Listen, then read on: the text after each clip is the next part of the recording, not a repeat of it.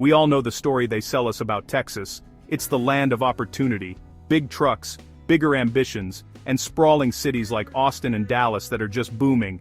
You see the cranes in the sky, the new subdivisions popping up, the headlines about corporations moving in. But that's only one side of the coin. For every shiny new skyscraper, there's a shadow it casts, and in that shadow, you'll find entire communities that time and the economy have left behind. These are places where the American dream has packed its bags and moved on, leaving only empty houses and fading memories. Today we're not just driving past these forgotten places, we're pulling over, getting out, and walking the streets. We're going to explore the other Texas, the one you don't see in the glossy brochures. You're about to drive through neighborhoods where the only thing rising is the humidity and the vacancy rate. This isn't about pointing fingers, it's about understanding the full picture. We're counting down the top 10 Texas cities that, as of 2026, have been hit the hardest by abandonment, where the skeletons of homes tell a story of what once was. So, buckle up. This is the raw, unfiltered look at the Lone Star State that most people never get to see. If you appreciate us digging up the truth that real estate agents try to hide, hit that like button, subscribe, and comment if you've ever driven through a ghost town. It helps us keep telling these important stories. Alright, let's get into it. Put the truck in drive because we are heading into the blight. Our journey begins here, in Wichita Falls, a city that feels like it's perpetually caught in the rear-view mirror of its own history. The name itself brings to mind images of a bustling past, but the reality on the ground in 2026 is a lot different. We're driving through neighborhoods just a stone's throw from downtown, and the silence is what hits you first. It's not peaceful, it's an empty silence, punctuated by the creak of a loose shutter or the wind whistling through a broken window pane. The economic story here is one of stagnation.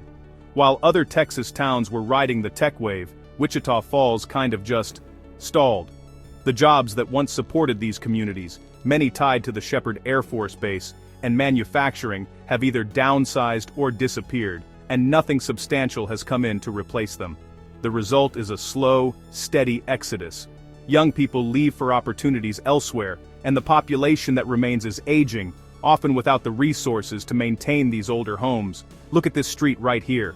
For every occupied house with a neatly trimmed lawn, there are 2 or 3 that are just gone.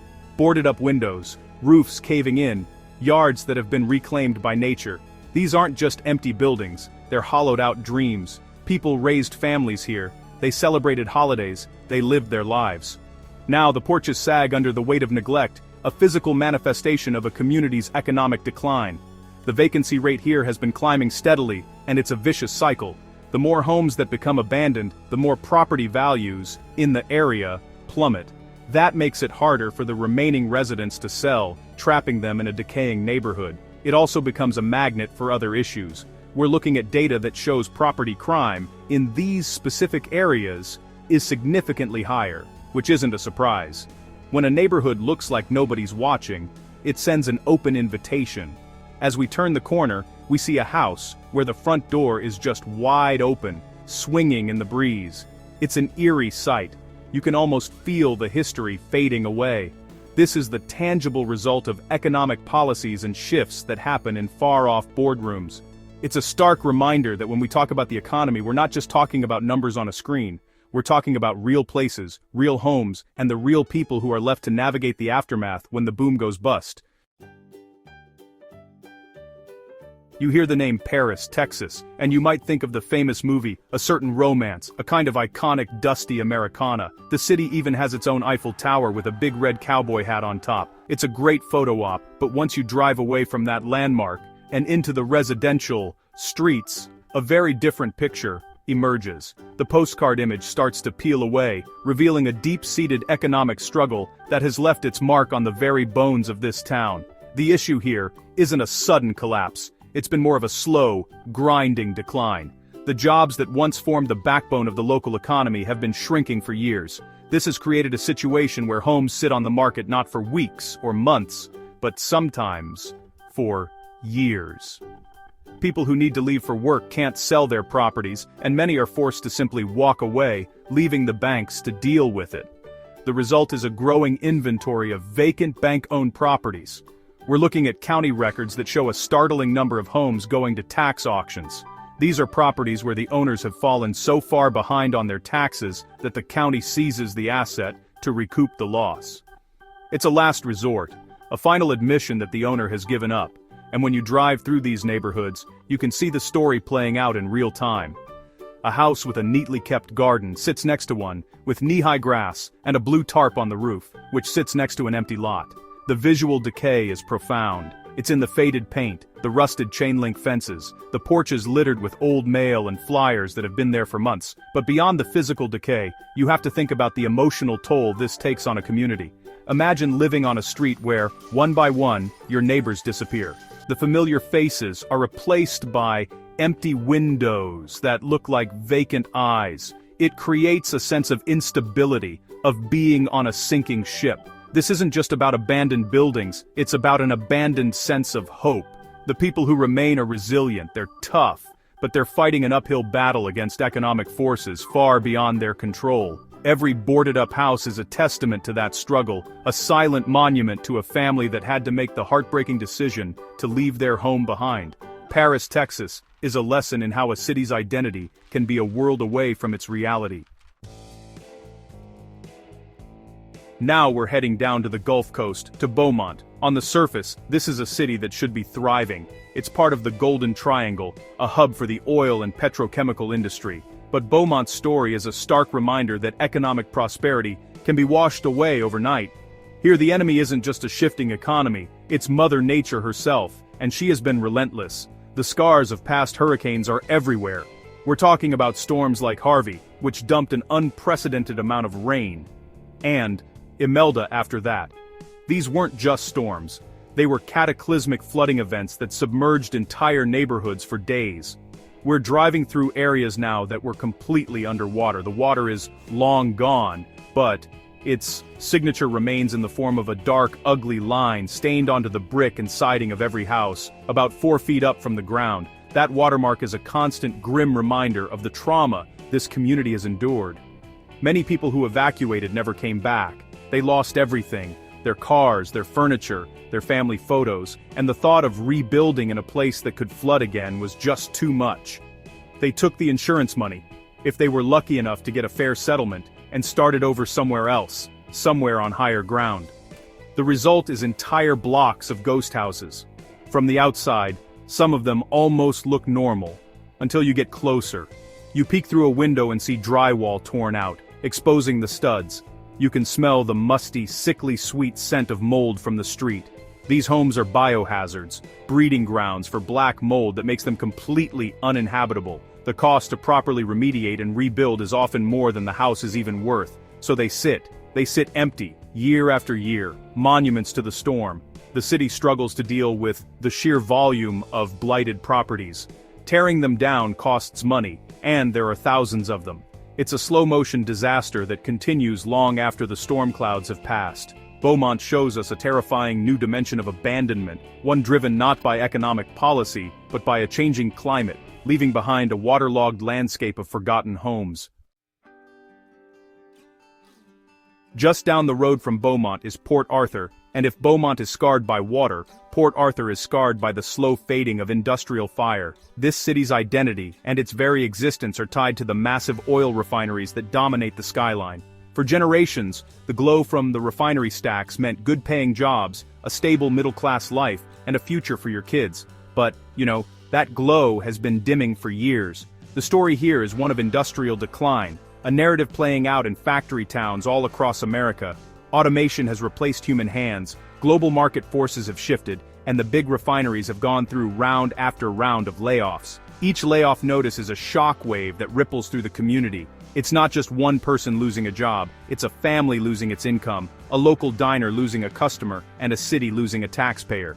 We're driving through neighborhoods that were built specifically for refinery workers in the 50s and 60s. These were once tidy, bustling communities. Now they're eerily quiet. The silence is heavy. You can see the slow-motion collapse. A well-kept home with a flag flying proudly on the porch is right next door to a house with plywood for windows and a caved-in roof. Then another empty one, and another. Entire blocks feel deserted. The houses themselves tell the story of a city whose fortunes have faded. They're modest, single-story homes, but the neglect is obvious. The paint is peeling in long strips, the carports are empty and rusting, the chain-link fences are bent and broken. In some yards, you can still see the remnants of a life hastily abandoned. A child's tricycle overturned in the tall grass, a faded plastic lawn chair sitting on a cracked patio. This is what happens when a city is built on a single industry, and that industry begins to contract.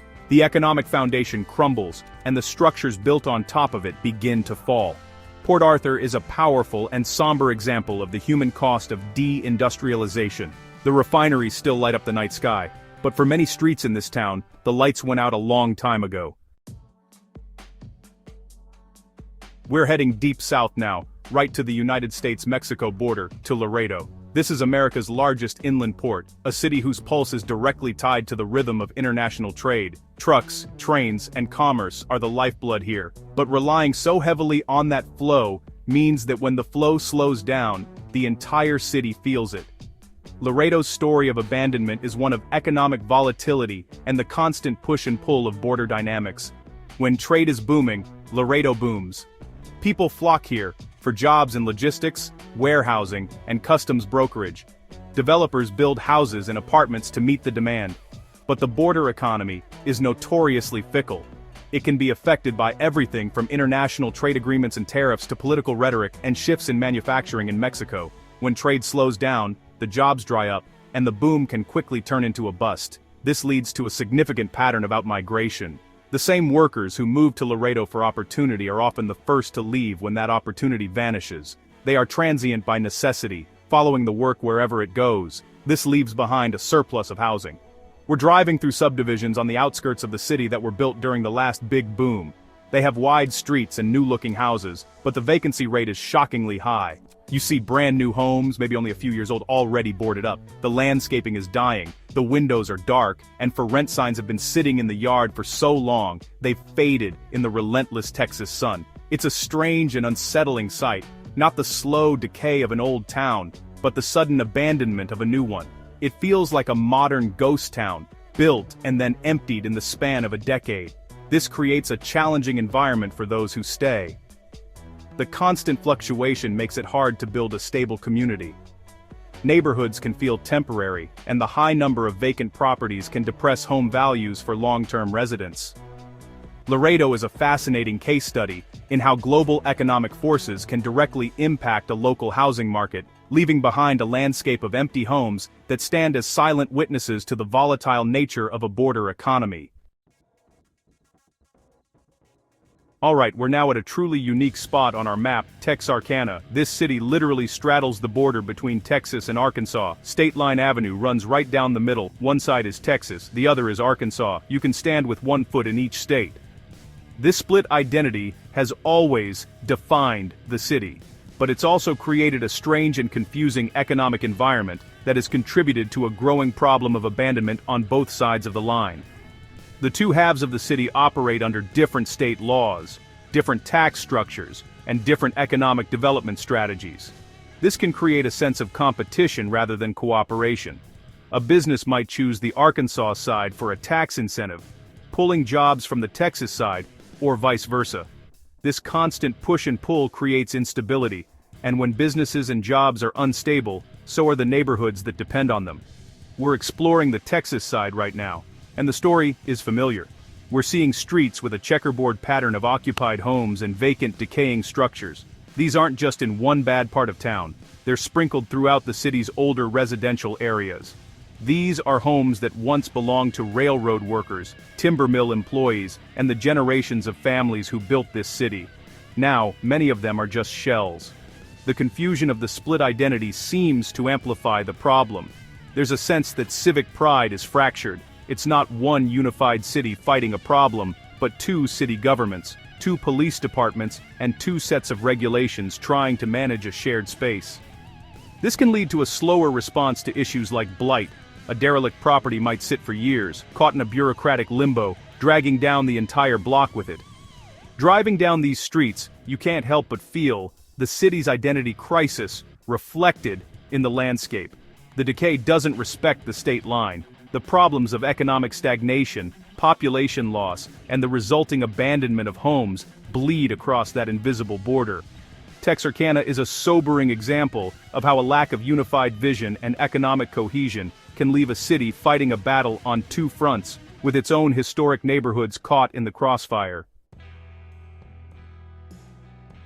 We're heading out west, deep into the Permian Basin to Odessa. This is the heart of Texas oil country. When oil is booming, Odessa is like the Wild West all over again. Money flows like crude, trucks clog the highways, and workers flood in from all over the country, desperate for a piece of the action.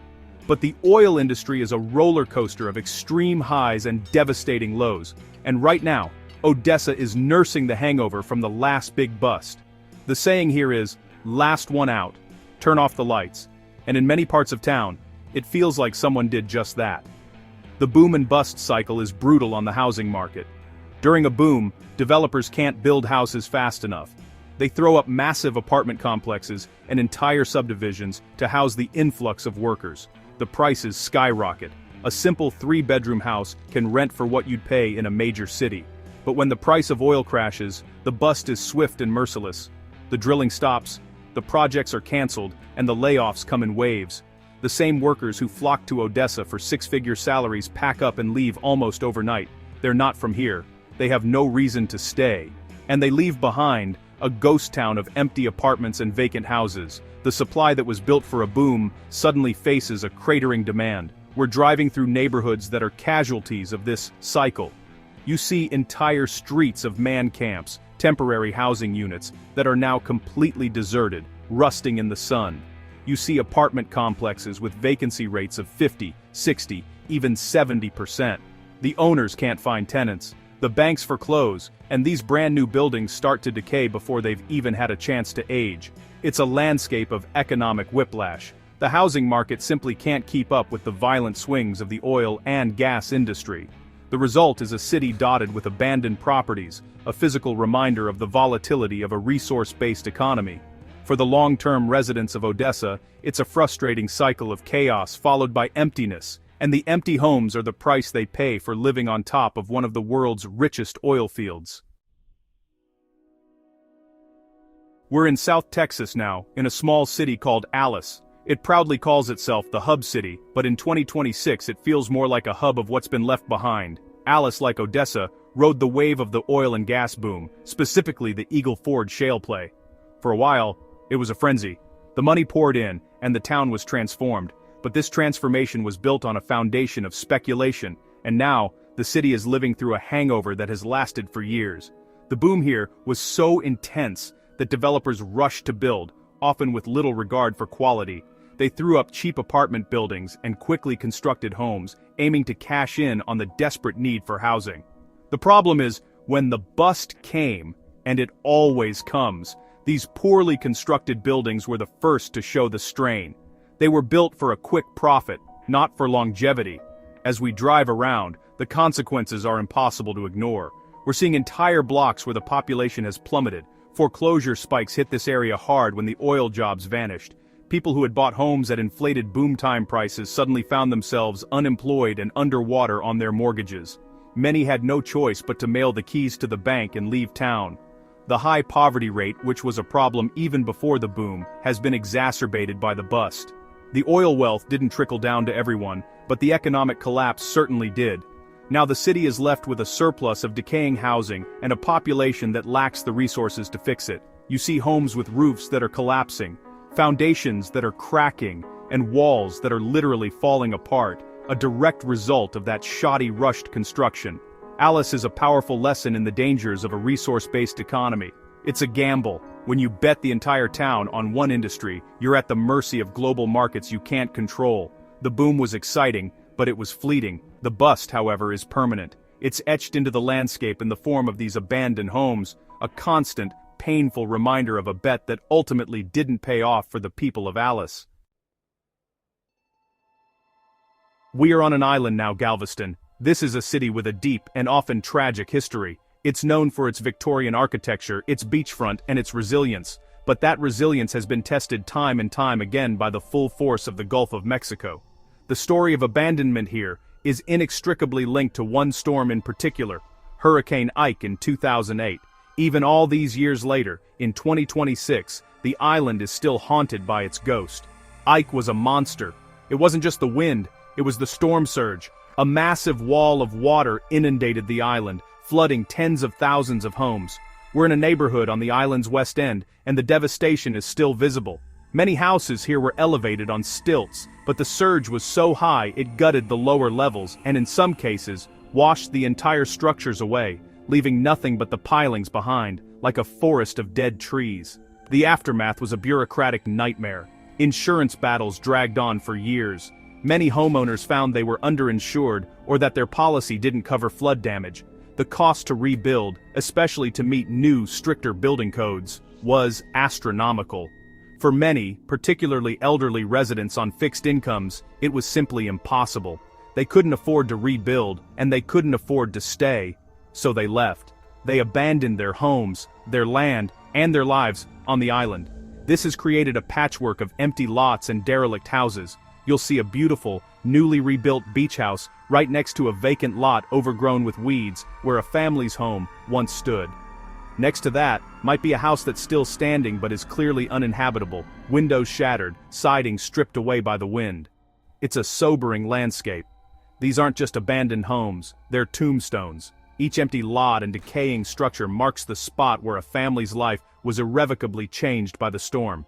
Galveston is a testament to the long tale of natural disasters. The news cameras leave, and the world moves on. But for the communities left behind, the recovery can take a lifetime, and for many homes in Galveston, that recovery never came. Our final stop, and the city we've identified as having the most severe abandonment issue in Texas for 2026, is Freeport. Located on the Gulf Coast, this is a city that was built for one-purpose industry. It's home to a major deepwater port and massive chemical plants owned by companies like Dow. For decades, this industrial might meant prosperity, but Freeport is the ultimate example of what happens when the very forces that build a city also render it obsolete. The decline here has been a slow, methodical bleed. The primary culprit is automation. The port, once a massive employer of longshoremen and other manual laborers, is now one of the most automated in the country. Robots and massive cranes do the work that once required hundreds of people. Similarly, the chemical plants have become more efficient, using technology to do more with fewer workers. The jobs that supported generations of families have simply been engineered out of existence. As we drive through the heart of Freeport, the emptiness is staggering. It's not just a few abandoned houses on a street, it's entire neighborhoods. We're talking block after block of vacant, boarded-up homes. The scale of the decay is unlike anything else we've seen on this journey. The silence is profound. There are no kids playing, no cars driving by, no signs of life. It feels post-apocalyptic. The houses are small, modest homes built for workers in the 40s and 50s. Now their roofs are caving in, their yards have turned into jungles, and many have been stripped by scrappers for whatever value was left inside. The city government, faced with a shrinking tax base and an overwhelming amount of blight, is fighting a losing battle. There simply isn't enough money or manpower to address the problem on this scale. Freeport feels like a city that is more empty than alive. The massive, industrial plants still hum along the coast, generating profits for faraway corporations, but the city they created has been left to rot. It's a haunting, tragic irony. The port is busier than ever, moving goods around the world, but the community that was built to serve it is now a ghost town. It stands as the #1 most abandoned city in Texas, a stark and powerful warning about the human cost of progress. We've covered a lot of ground today, from the oil fields of West Texas to the hurricane-ravaged coast, and the picture that emerges is complex and challenging. It's a sobering look at what happens when the economy moves on, but the structures stay behind. These empty houses aren't just statistics, they are echoes of lives lived, of communities that thrived, and of an American dream that, for many, has become a nightmare of decay and neglect. This is the other Texas, the one that exists in the long shadows of the boom towns. Each city we visited tells a different chapter of the same story, a story of economic shifts, natural disasters, and the human consequences of decisions made in boardrooms and government halls far away. From the slow decline of Wichita Falls to the shocking emptiness of Freeport, these places force us to ask tough questions about what we owe to the communities that built this country. What happens when the jobs leave? Who is responsible for what's left behind? There are no easy answers. Thank you for coming along on this drive through the forgotten side of Texas. It's not always comfortable to look at, but it's important that we do. If you found this journey insightful, please hit that like button and subscribe to the channel, and we really want to hear from you. Comment below with your own stories. Have you seen this in your town? Do you know of a ghost town we should visit next? Until next time, keep your doors locked and your eyes open.